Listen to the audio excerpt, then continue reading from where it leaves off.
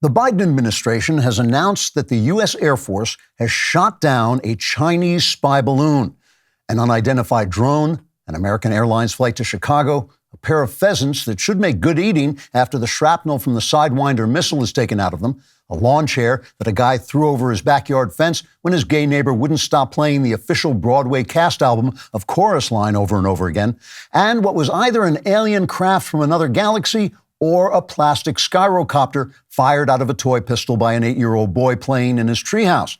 The 8-year-old boy, who claimed the Air Force should compensate him for the $995 he spent on the skyrocopter, was also shot down. Chairman of the Joint Chiefs of Staff, General Slappy McHappyface, briefed Congress on the military actions, taking time off from designing the Army's new line of sequined evening gowns, which will be made available to any soldiers who want to identify as women and possibly enjoy a dinner out with a powerful yet kindly older man. General McHappyface told Congress, quote, "Woo-wee, we're sure having fun now, aren't we? We've blasted so much meaningless crap out of the sky that Montana looks like a parking lot after a flock of geese flies over it. If this doesn't take people's minds off that derailed train full of flaming poison gas that's killing half of Ohio, well, by golly, I don't know what will. Now, excuse me, I have to get back to choreographing the Navy's synchronized high kicks so they can perform the dance number in our new musical drag show extravaganza celebrating the upcoming Chinese conquest of Taiwan," unquote. Biden's spokeswoman, Karine Jean-Identity Hire, explained the administration's actions to what was either a collection of oversized bowling pins with human faces painted on them or the White House press corps. As always, it was difficult to tell which. Ms. Jean-Identity Hire said, quote, "Speaking as a lesbian woman of color, I would like, if possible, to string at least one comprehensible sentence together, in this case to explain that President Biden has not in any way changed his policies.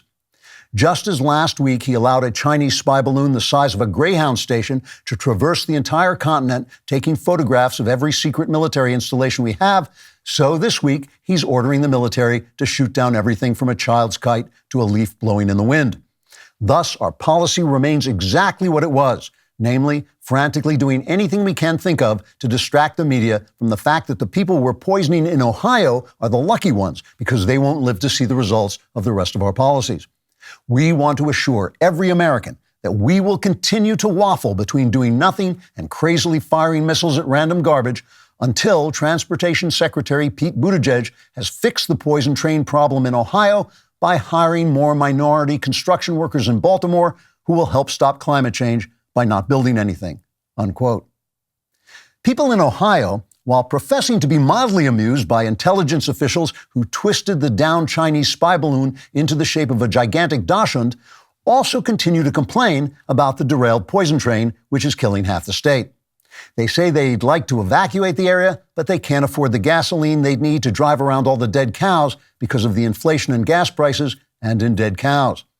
One enterprising family did try to fly out of the area in a rented Cessna, but was shot down by Air Force pilots who took time off from their diversity, equity, and inclusion classes to make sure that no Americans would miss out on the opportunity to be killed by government incompetence.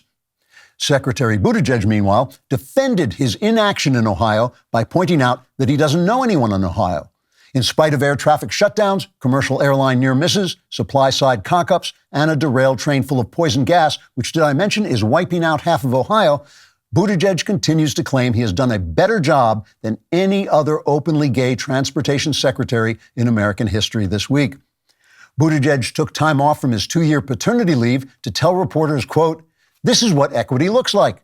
Just ask Karine Jean-Identity Hire. Then explain her answer to me, because I can never tell what that blithering idiot is talking about."